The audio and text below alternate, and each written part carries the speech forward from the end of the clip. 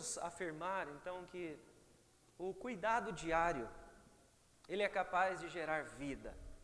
O cuidado diário é capaz de gerar vida.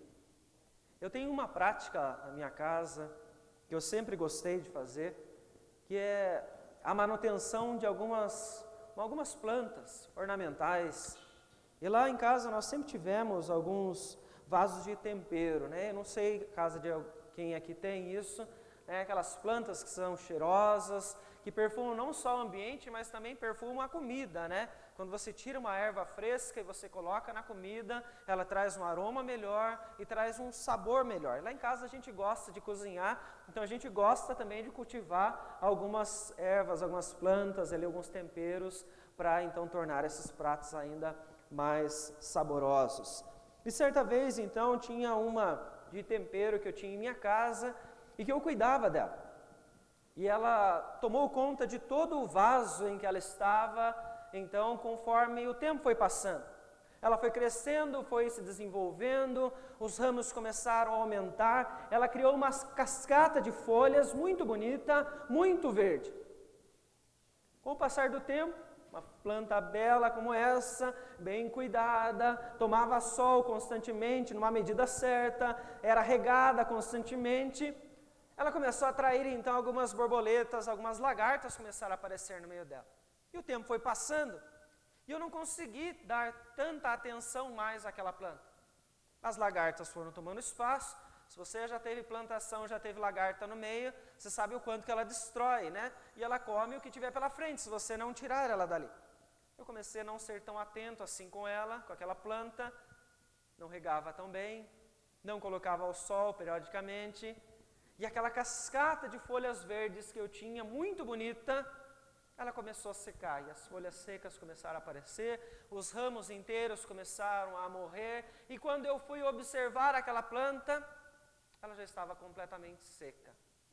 Eu cortei alguns ramos dela naquele momento, mas naquele instante ela já não tinha mais nenhuma folha verde, nem lagarta mais queria a minha planta, porque ela já não estava mais trazendo nenhuma fonte de alimento para elas naquele momento. Porque o cuidado diário, ele é capaz de manter a vida. O cuidado diário, ele é capaz de trazer a vida. E o contrário também é verdadeiro. Se nós deixamos de cuidar, nós vamos observar então que aquela vida, ela começa a esvaecer, ela começa a sumir naquele instante. Quando nós falamos então de uma planta em crescimento, podemos dizer que esta planta em crescimento somos nós. A nossa vida cristã, a nossa espiritualidade, ela é como uma planta. Quando nós cuidamos constantemente, produzimos vida. Quando deixamos de cuidar, essa vida começa a sumir. Nós então, quando negligenciamos a nossa espiritualidade, as práticas espirituais que nos trazem crescimento, você começa a ver que aquela cascata de folhas verdes da nossa espiritualidade, ela começa então a morrer. E quando nós falamos em espiritualidade, como estamos falando neste mês, lembramos das nossas orações. Como manter a vida espiritual se nós não nutrimos uma vida de oração? Se a nossa jornada de oração muitas vezes nem existe nas nossas caminhadas. E a jornada de oração, ela é necessária, porém está sendo negligenciada por muitos cristãos. Certo conferencista, na palestra do Ministério Fiel, ele então disse a seguinte frase: nós não oramos o suficiente porque confiamos em nós mesmos. Não oramos o suficiente porque nós confiamos em nós. Isso é verdade. Por vezes deixamos de nutrir a nossa jornada de oração porque nós confiamos na nossa própria força. Caso contrário, voltaríamos a Deus para pedir a ajuda dEle, para pedir que Ele direcione as nossas vidas, para pedir que Ele nos livre de todo o mal.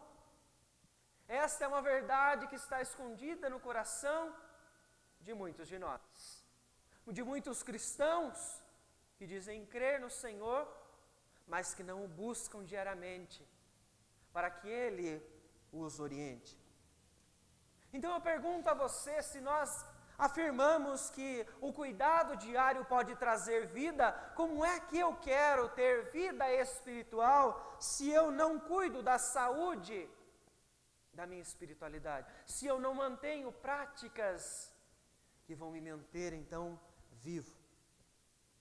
O objetivo então de uma vida de oração, de uma jornada de oração, que é o que nós temos falado, ela é fundamental para todo cristão, deve ser prioridade nas nossas vidas, porque eu falei na semana passada, quando iniciamos esta série, não é apenas um diálogo, não é apenas uma conversa quando você ora. Você está se encontrando com o próprio Deus. Você está se encontrando com aquele que te criou. É um privilégio tremendo que nós temos quando nós estamos orando. E eu não sei se você já viu alguém fazer isso, mas algumas pessoas deixam de orar para terceirizar a sua oração. Elas pedem que outros orem por elas. Elas pedem apenas que líderes orem por elas, como se elas não tivessem capacidade ou a possibilidade de chegar diante de Deus e de ter um encontro com Ele, de falar com Ele, de pedir a Ele, de chorar diante dEle. Será que realmente elas não podem? Quem pode? Como é que nós podemos então nos colocar, nos achegar diante do Senhor? O que é necessário para que você então desfrute desta vida espiritual? O que você precisa para revitalizar a sua jornada de oração? Eu respondo a você: você precisa de graça, porque o Senhor é aquele que concede graça aos humildes. Eu quero convidar você a abrir a palavra do Senhor no Evangelho de Mateus, no capítulo de número 6, para nós fazermos a leitura hoje do versículo 12 até o versículo de número 15.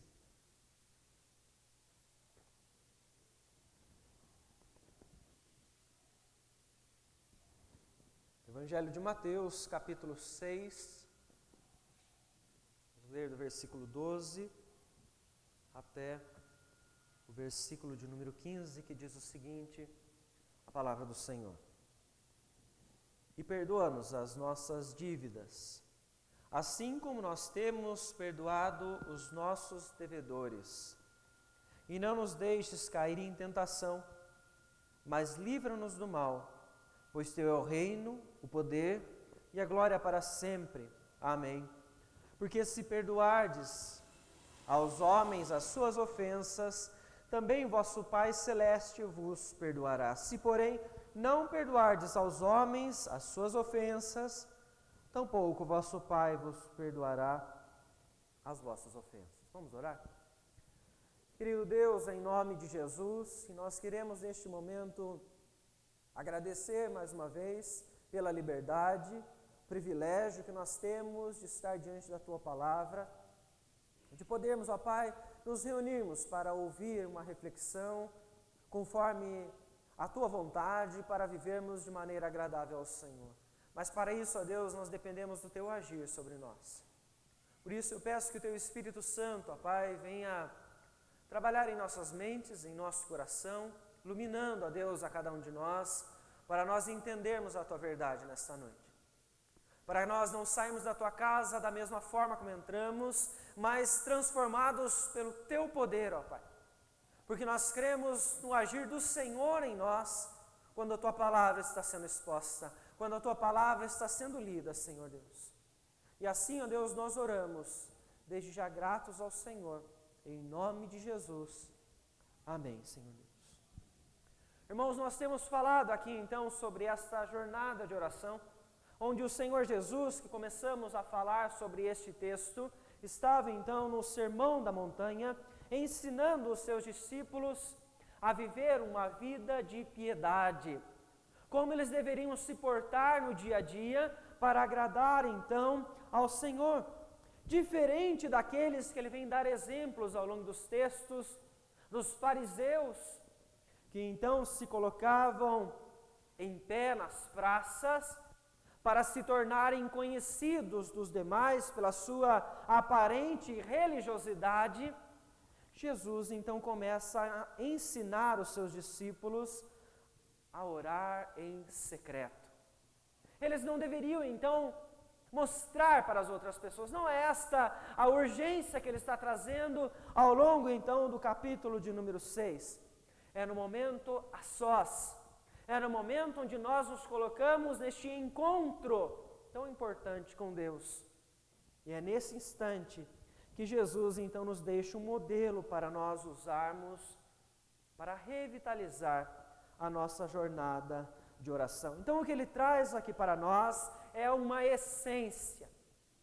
Neste modelo de oração, ele traz para nós essências que, se nós aplicarmos às nossas orações, nada mais será necessário acrescentar.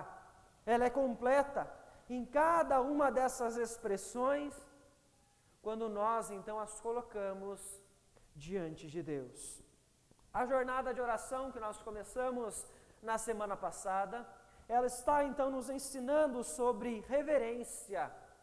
Reverência diante do nosso Deus é primordial, porque então o Senhor Jesus nos ensina a expressar nas nossas orações que santificado seja o nome do nosso Senhor.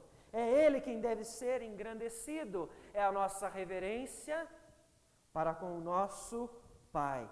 Mas também nos falou sobre submissão e sobre a súplica, que também encontra espaço nesses momentos que nós estamos a sós com o nosso Deus. Isso nos ensina a ter mais intimidade, nos ensina a quem deve ser a prioridade nos momentos em que vamos orar. Nós temos dito aqui, a oração não fala especialmente de nós, mas na oração nós falamos de Deus, nós nos colocamos em submissão a Ele. Por isso então nós lembramos que muitas pessoas não oram, porque elas confiam mais em si mesmas do que no próprio Deus. Quando nós sabemos que precisamos de Deus, nós desenvolvemos então uma jornada de oração no nosso dia a dia. Então veja, o Senhor está nos ensinando que nós precisamos do nosso Pai agindo para nós podermos então o servir. E eu quero lembrar ao longo de toda esta reflexão algo essencial então com relação a isso. Que Deus concede a sua graça para nós o servirmos, mas Ele concede graça aos humildes. Para nós entendermos então estas questões que vão ser essenciais para revitalizarmos a nossa jornada de oração. Então eu quero apenas continuar. Se você não teve a oportunidade de estar aqui conosco ou de acompanhar a reflexão que fizemos na semana passada, em outro instante, no canal da IPF no YouTube você pode então observar a primeira mensagem que fizemos sobre esta série, onde iniciamos os 3 primeiros versículos desta oração tão conhecida. Jesus então continua ensinando sobre este modelo de oração que nós precisamos lembrar.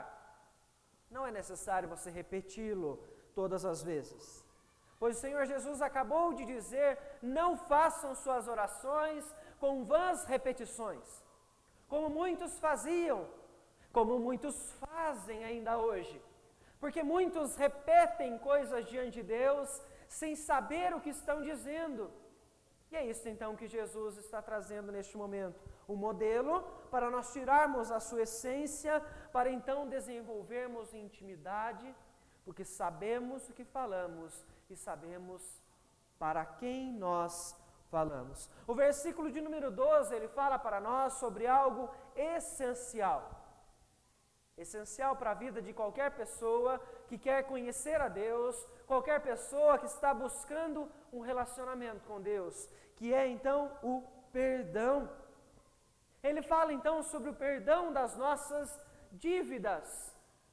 O que você encontra no texto paralelo no Evangelho de Lucas, não como dívida, mas como a palavra pecado. Então, o perdão dos nossos pecados.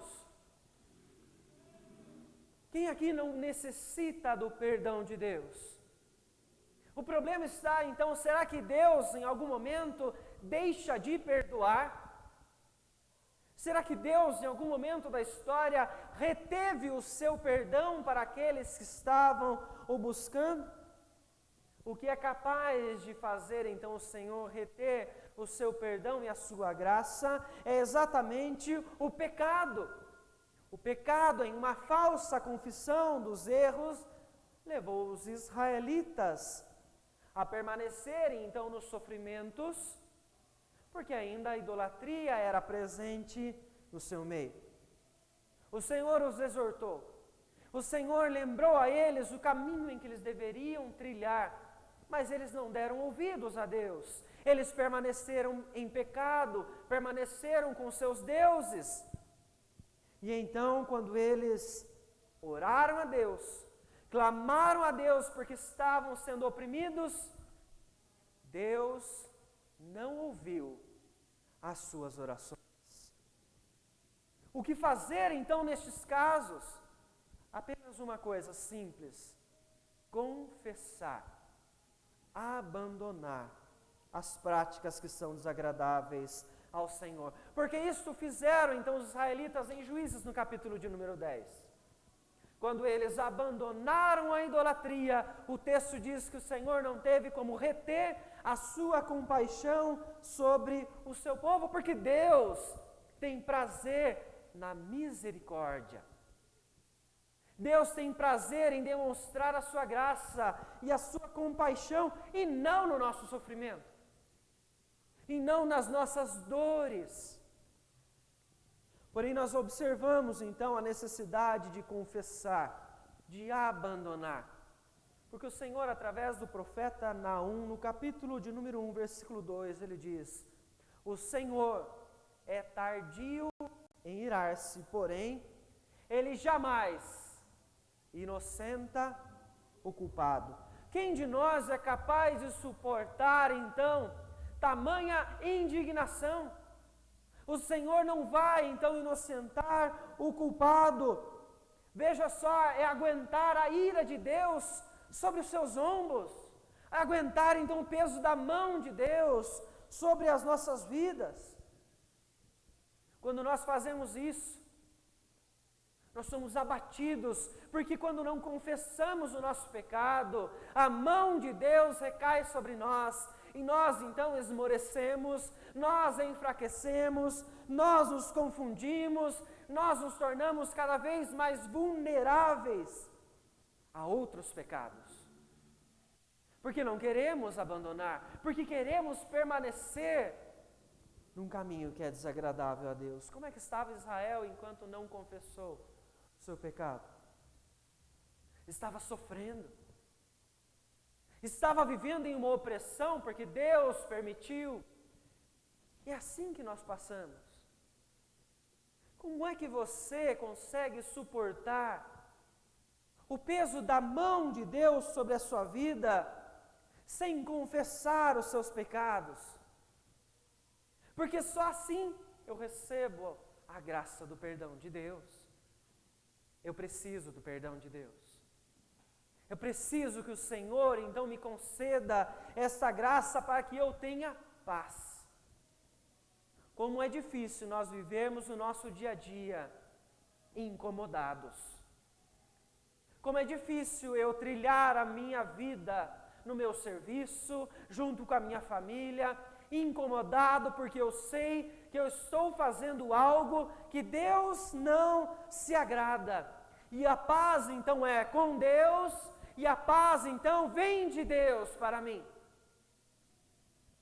É necessário para isso que o Senhor, então, conceda a sua graça. Mas Ele concede a sua graça apenas àqueles que são humildes. É necessário, irmãos, humildade para nós reconhecermos as nossas falhas. Se você não é alguém humilde, você é aquela pessoa que faz um pecado atrás do outro e não é capaz de olhar para si mesmo e apontar os seus defeitos. Você é capaz de apontar os defeitos dos outros, mas não tem humildade para olhar para si mesmo e dizer: Senhor, eu pequei contra ti somente. O Senhor conhece as nossas iniquidades. Mas quando nós não somos humildes, eu sou capaz de orar a Deus. Até estou desenvolvendo uma jornada de oração, mas eu pulo esta etapa. Eu sou capaz de suplicar, eu sou capaz de reverenciar, eu sou capaz de pedir a Deus: venha e faça o teu reino em minha vida. Mas eu não confesso os meus erros, porque eu não sou humilde o suficiente para reconhecer que eu preciso de Deus, que eu sou falho, que eu sou então limitado. O presbítero Alex, ele trouxe para nós um texto que fala sobre isso, que fala sobre o momento do chamado de Isaías. Meus irmãos, como Isaías foi humilde. Ele estava sendo chamado por Deus naquele momento para servir, para pregar às nações, apesar de que aquelas nações talvez nem o ouvissem. Mas ele foi humilde naquele instante, porque naquele momento ele disse: Senhor, eu sou um homem de lábios impuros, que vive no meio de um povo que é impuro. Isso é humildade. É reconhecer que ele é falho. É reconhecer que ele estava assim sendo chamado para usar a sua voz para o Senhor, mas ele sabe que ele poderia então falhar contra Deus, porque ele é limitado. Ele carece da graça de Deus para que ele possa servir. Ele carece da graça de Deus para que ele possa ser purificado, para que ele possa ser então santificado e então servir ao Senhor. Irmãos, nós somos os primeiros a olhar para todos que estão aqui conosco e lembrar dos erros de todas as pessoas, mas não de apontar para nós mesmos e lembrar o quanto nós somos falhos. Como falta humildade em nós, como falta humildade na nossa jornada de oração. Quantas vezes nós então nos debruçamos diante do Senhor, nos ajoelhamos diante de Deus quando isso é possível. Quantas vezes nós choramos por causa do nosso pecado? Nós não o fazemos. Nós sabemos pedir, nós sabemos suplicar, nós sabemos olhar para as nossas necessidades, mas esquecemos de pedir a Deus que tenha misericórdia de nós. Davi, no Salmo de número 23, ele traz para nós um retrato do momento da vida que todos nós já passamos aqui, onde nós achamos que é possível esconder alguma coisa de Deus. Você já fez isso alguma vez? Eu creio que você, como eu, já deve ter passado por um momento assim.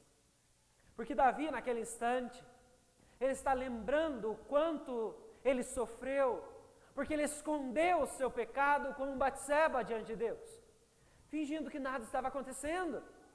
Colocou Urias à frente do campo de batalha para fazer então que ele morreu aquele instante por um acaso, e então ele vai se casar com Batseba e de repente ele se envolveu com ela e ali ela engravidou, para que ninguém veja o que ele fez, para que ninguém saiba que ele estava pecando, para que nem mesmo Deus então pudesse ver que havia pecado na vida daquele homem.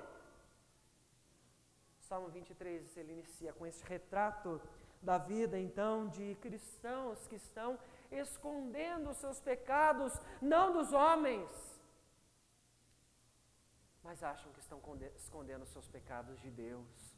Como isso é possível? Foi Ele quem me fez, foi Ele quem me criou. Salmo de número 139, ele lembra para nós que Deus sabe o meu caminhar, Deus sabe do meu levantar, Deus sabe os meus pensamentos. Ele me conhece desde que eu fui então a substância ainda informe no ventre da minha mãe. Ele sabe o que eu estou pensando, Ele sabe o que eu estou desejando, Ele sabe o que eu faço quando eu estou sozinho.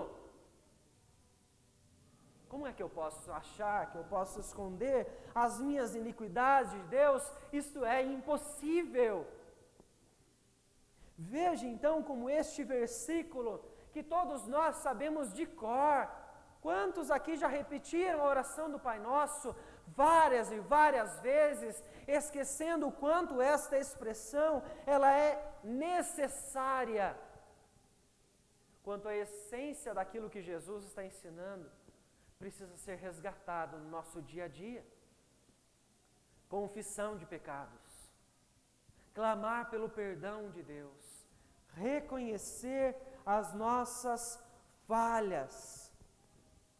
Nós precisamos fazer isso em todos os momentos. Isso nós podemos fazer porque Cristo Jesus, Ele morreu por nós, pagou um preço no nosso lugar. Então o texto, ele vem falar para nós de que um perdão, ele é possível. Jesus Cristo, então, nos justificou diante do tribunal de Deus. Mas quando eu falo sobre justificação, quando eu falo então sobre esse tribunal diante de Deus, onde eu, pobre pecador, mereço condenação, eu lembro que a justiça de Deus vem sobre mim uma só vez. Quando eu me entrego a Cristo Jesus pela fé, eu sou justificado. Então, por que é que Jesus Cristo está dizendo que eu preciso pedir, então, novamente, por este perdão de Deus? Se eu e você já fomos lavados, regenerados através do sangue de Cristo Jesus. Este texto não está falando disso. Ele não fala de justificação. Ele não está falando, então, neste momento, sobre salvação. Ele está falando aqui sobre uma sujeira. A sujeira diária que pode nos acompanhar em todos os momentos onde nós vamos. Um exemplo está, então, quando o Senhor Jesus, no Evangelho de João, capítulo de número 13, um texto que talvez todos se lembrem, momento do lava-pés, se recordam? Este momento, então, o Senhor Jesus, Ele está ensinando aos seus discípulos de uma prática que eles deveriam, então, ter, porque Jesus, então, vai agir como exemplo, como modelo para eles, de humildade. E Ele vem falar naquele momento, então, que eles não precisavam, então, lavar o seu corpo todo mais, mas apenas lavar os seus pés. Por que Ele fala isso? Porque Ele está ensinando a eles uma verdade espiritual por trás deste momento. Lavar os pés tem um significado especial sobre a vida diária que eles teriam diante de Deus. Ou seja, eles tinham calçados abertos e eles andavam por entre as cidades, naquelas estradas empoeiradas, e a sujeira acumulava nos seus pés em todos os caminhos em que eles estavam trilhando. Ele está dizendo para eles neste momento, essa sujeira que pode então chegar até vocês diariamente, esta precisa ser lavada todos os dias. Eles já haviam sido purificados, já haviam sido lavados pela fé naquele instante. Então não precisavam se lavar por completo mais, mas eles precisavam lavar os seus pés. Confessar é exatamente isso. Não é ser justificado de novo, porque quando você se entrega a Cristo Jesus, você é justificado uma só vez. Mas confessar os seus pecados é como lavar os pés pela sujeira do pecado que acumulou, que grudou em você, porque ela está tentando brotar do seu íntimo pela sua natureza pecaminosa. Então é você se colocar diante de Deus e falar: Senhor, novamente os meus pés estão sujos, e eu clamo pelo seu perdão para que eu possa te servir. Nosso Deus, Ele é justo em nos perdoar quando nós confessamos com sinceridade os nossos pecados. Então veja, isso é necessário. Eu preciso, porque eu me sujo todos os dias, porque eu sou um pobre pecador. E eu preciso do Senhor. Eu preciso desta graça. Mas para isso, como eu disse, nós precisamos ser humildes. Mas veja que interessante que o Senhor Jesus, Ele traz para nós, não só a necessidade então de uma confissão, mas Ele fala que para isso há uma condição. Vamos pular então este trecho do versículo de número 13 e vamos para o 14 e 15. Eu quero convidar você a ler junto comigo novamente esses dois versículos, que dizem então: porque se perdoardes aos homens as suas ofensas, também vosso Pai Celeste vos perdoará. Se, porém, não perdoardes aos homens as suas ofensas, tampouco há uma condição aqui. Veja então que existe graça para os humildes, sim. Através da confissão, quando nós nos portamos com humildade. Mas a condição que está sendo colocada aqui neste momento é para nós recebermos o perdão de Deus. Para nós sermos perdoados, nós devemos perdoar. Parece algo tão simples, não é? Quantas foram as vezes que você clamou pelo perdão de Deus com a mágoa guardada dentro do seu coração? Quantas vezes você achou que era merecedor do perdão de Deus, mas se portou com rigidez para com o seu próximo? Eu ressalto mais uma vez aqui, irmãos, que Jesus não está falando aqui sobre salvação, não está falando aqui sobre justificação, não está falando aqui sobre eternidade. Ele está falando aqui sobre obediência e disciplina. O apóstolo Paulo, quando ele escreve a sua carta aos Colossenses, capítulo de número 2, versículo 14, ele ressalta então que o Senhor Jesus, Ele encravou os nossos pecados na cruz. Com isso, Ele retirou de nós a culpa. Olha que maravilhoso saber isso. Jesus encravou o meu e o seu pecado, aqueles que nós já cometemos, aqueles que nós estamos ainda cometendo porque nós não confessamos, e aqueles que ainda vamos cometer. O Senhor Jesus, Ele já pagou este preço quando Ele morreu na cruz. Ele retira de nós a culpa. Miqueias, no capítulo de número 7, versículos 18 e 19, ele diz que o Senhor Jesus, então, Ele lança o nosso pecado no mais profundo abismo quando Ele nos perdoa. Você fica feliz com uma notícia dessa? De você receber um perdão do seu Criador, quando você não era capaz de alcançar por si mesmo. Nós não tínhamos condição alguma de conseguir então este perdão de Deus, e Ele nos dá isso de maneira gratuita, pelo preço que Jesus Cristo então vem pagar. É a graça oferecida a nós. Um favor que nós não merecemos. É maravilhoso pensar isso. Mas a grande questão que o Senhor Jesus vem trazer aqui como condição é: como? Como é possível alguém que recebeu e entendeu o perdão divino, e esta pessoa, ela não é capaz de entender a necessidade de perdoar? Como isso é possível? De alguém acumular mágoas em cima de mágoas dentro do seu coração e dizer ao mesmo tempo que ela entendeu a graça de Cristo Jesus sobre a sua vida. Pobre pecador, que recebeu um presente que ele não merecia. Essas pessoas são aquelas que apontam o dedo para aqueles que são culpados e dizem: faça por merecer. Faça por merecer. Melhore. Mude. Porque enquanto você não fizer algo que é agradável aos meus olhos, eu não vou te perdoar. Se o Senhor tivesse feito isso conosco, pobres pecadores que nós somos, condenados ainda estaríamos, sem a graça de Cristo Jesus. Como é que você consegue?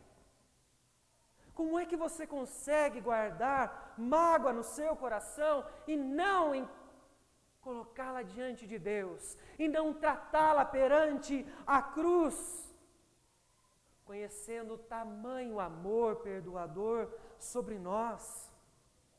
Isto é perdoar, é lançar no mais profundo abismo, é você então apagar esta culpa do seu coração de alguém que talvez tenha feito algo por você e você continuar a sua vida. Ah, mas fulano de tal continua na iniquidade. É ele e Deus. O seu coração, a partir do momento que perdoou, está em paz. Em paz para com Deus. Em paz para servir a Deus. Jesus ele traz então um exemplo muito interessante quando no Evangelho de Mateus, capítulo 18, fala sobre uma parábola do credor incompassivo. Você se lembra dessa parábola? Ela é muito interessante, porque ela vem falar para nós sobre um senhor, então que devia 10.000 talentos, e ele teve a sua dívida perdoada, apesar de não poder pagar. 10.000 talentos, ele não podia pagar, ele teve a sua dívida perdoada. Mas este mesmo homem, então, quando ele então devia, ele tinha alguém que devia para ele 100 denários e não foi capaz de então pagar essa sua dívida, ele não perdoou o seu servo. O servo que não devia 10.000, mas devia 100 denários. O que ele fez com este homem? Ele o prendeu em uma prisão. Olhe quanta rigidez! Que coração endurecido é este? O que acontece na continuação então desta parábola? O rei que havia perdoado a dívida de 10.000 talentos, quando sabe desta notícia, logo manda então os verdugos para ensinarem a este homem uma lição. Os verdugos aqui são a representação da disciplina de Deus. Porque Deus disciplina aqueles que são seus, que conhecem a sua verdade, mas ainda assim insistem em desobedecer. Não perdoar, acumular mágoas, criar raiz de amargura nos seus corações é pecar, é desobedecer a Deus. Aqueles então que não vivem a graça e que não são capazes então de viver o perdão de Deus, estes recebem os açoites dos verdugos. São sim disciplinados por Deus, porque não querem se arrepender, porque não confessam os seus pecados diante do Senhor. Por isso nós podemos dizer que o Senhor concede sim a sua graça. Deus ele é maravilhoso, mas ele concede a sua graça aos humildes. Ele concede perdão àqueles que confessam seus erros e que são também capazes de perdoar. Há uma segunda questão que nós podemos observar aqui então neste texto, que está então no versículo de número 13. Eu convido você a ler então novamente comigo, que diz: e não nos deixes cair em tentação, mas livra-nos do mal, pois teu é o reino, o poder e a glória para sempre. Amém. Nós temos tratado sobre esta questão em específico nas nossas aulas da Escola Bíblica Dominical. Neste momento, o Senhor Jesus, ele está então trazendo uma ênfase a uma luta, a um combate que todos nós travamos todos os dias. Mas veja que precioso que esse texto é. Porque o Senhor, então, ele nos lembra ao longo do texto, do Novo Testamento, dos textos que nós vemos, nas cartas de Paulo, que o Senhor conhece a cada um de nós. Conhece as nossas limitações e as nossas necessidades, principalmente as nossas necessidades espirituais, eu e você, como uma planta que está crescendo e desenvolvendo todos os dias, Deus sabe quais as partes dos ramos que Ele precisa tratar, cuidar para nós brotarmos. E por isso Ele permite nas nossas vidas o que nós chamamos de provações. Salmo de número 66, versículo de número 10, o texto nos diz que como a prata, nós somos acrisolados. Ou seja, eu e você, todos os dias, em todos os momentos, estamos sendo purificados por Deus nos momentos de provação. Então, além da confissão que Jesus nos ensina, que Ele então traz uma condição, Ele fala sobre este combate diário. Mas o combate diário é para nós não cairmos em tentação. Veja só, duas palavras diferentes. Ele não está falando aqui de tentação, não está falando aqui sobre provação, mas sim de tentação. Porque a provação nos purifica. Mas ele está pedindo então para que nós não caiamos em tentação. Porque as tentações são as nossas lutas diárias para evitarmos cair no pecado e deixarmos a intimidade, deixarmos a vida de piedade para com o nosso Senhor. Existem situações extremamente perigosas para você, perigosas para todos os cristãos. E é nesses momentos que nós precisamos lembrar a quem nós servimos. Porque são momentos que podem te afastar de Deus. São momentos, então, que você pode deixar de ouvir a voz do Senhor com clareza. Por isso que Jesus, ao longo de vários momentos no seu ministério, Ele diz aos discípulos: vigiem e orem.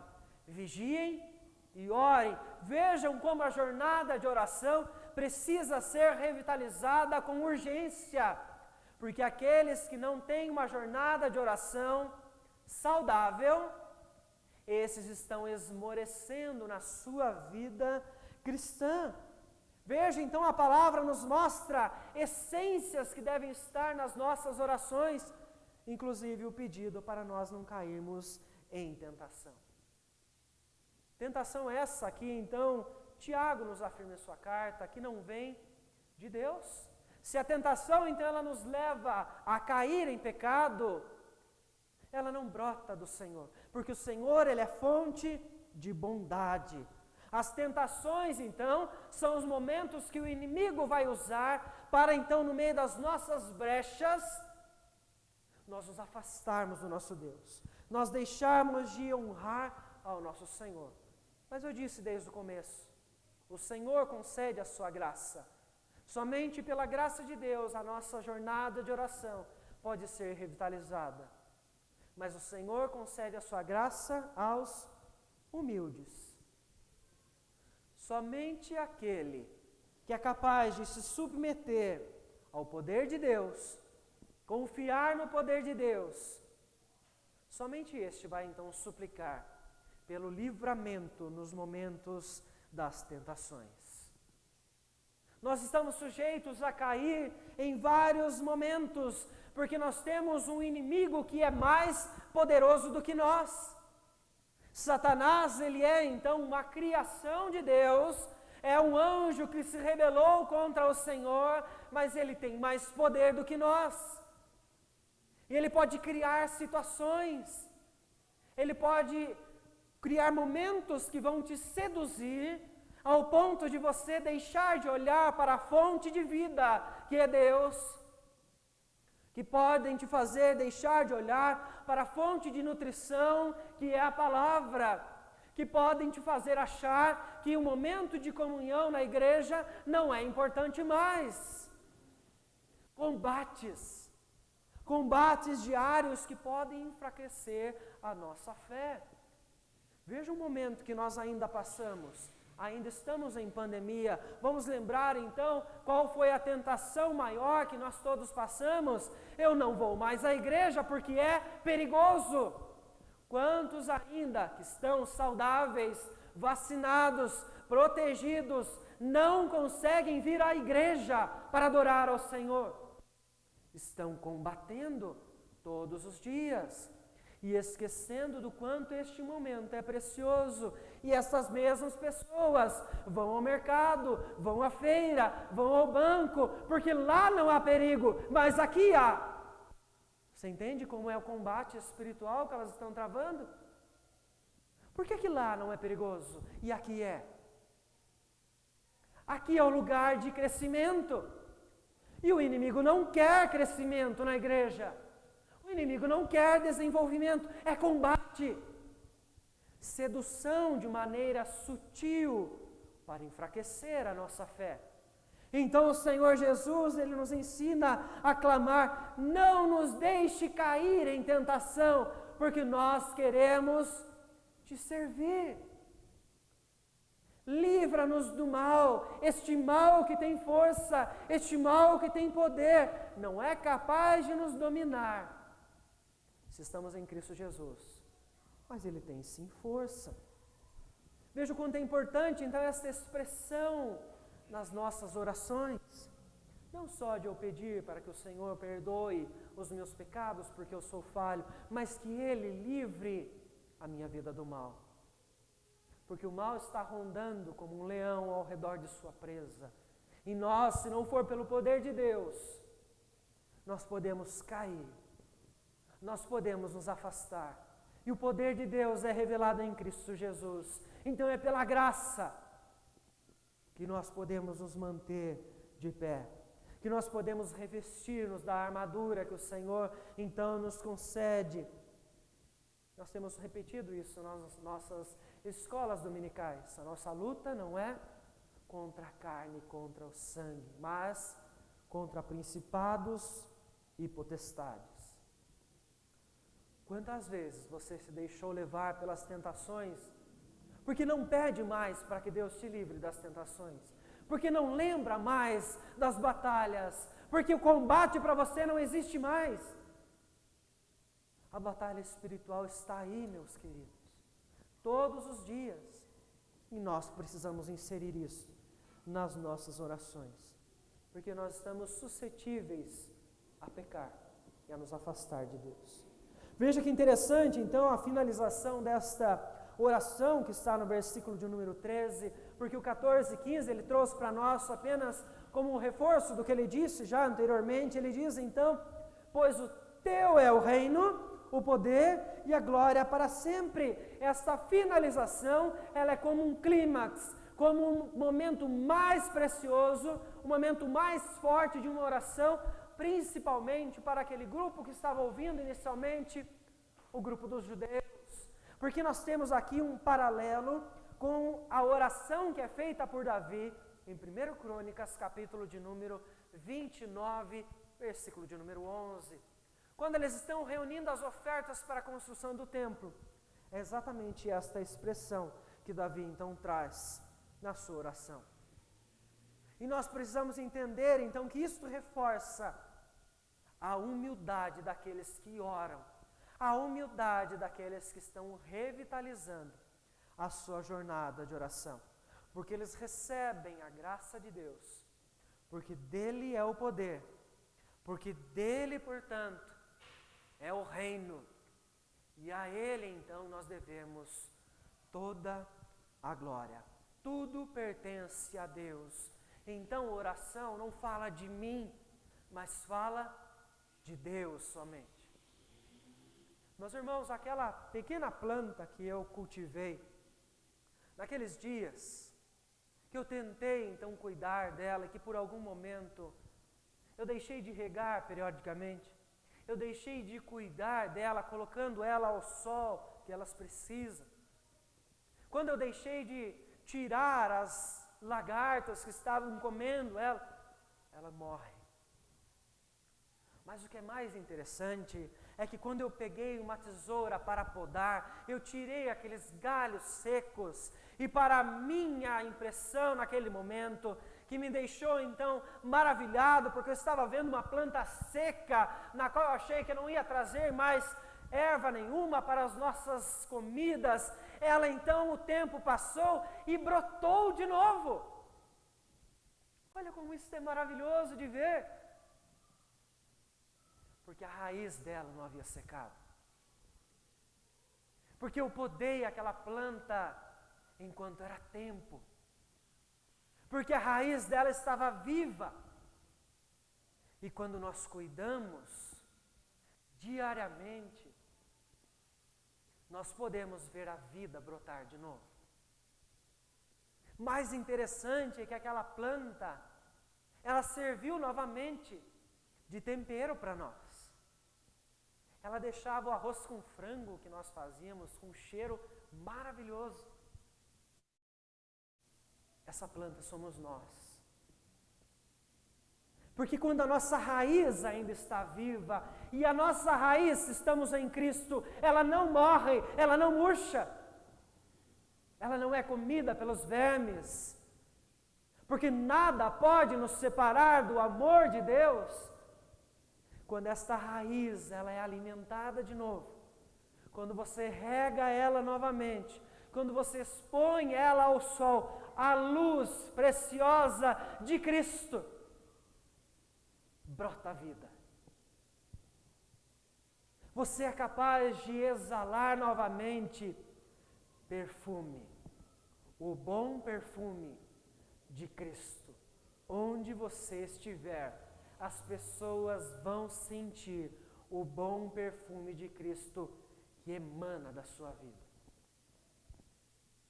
Meus irmãos, isso é possível quando nós revitalizamos a nossa jornada de oração. Que não é um simples momento de diálogo, não é um momento para vãs repetições, não é um momento para você ser conhecido entre os povos do cristão que tem mais intimidade com Deus. Não, é o momento de você estar a sós com o Senhor, para você se encontrar com o seu Deus, para você falar com Ele, chorar diante dEle e revitalizar as suas forças. Então eu quero lembrar a você que as lutas existem, mas que você não pode deixar que as suas lutas te impeçam de servir ao Deus que te chamou. Porque as suas lutas já foram vencidas na cruz. Os pecados que você trava todos os dias uma luta, Jesus Cristo já pagou o preço, e então você não é escravo deles. Não deixe as suas lutas te vencerem. Coloque isso aos pés da cruz.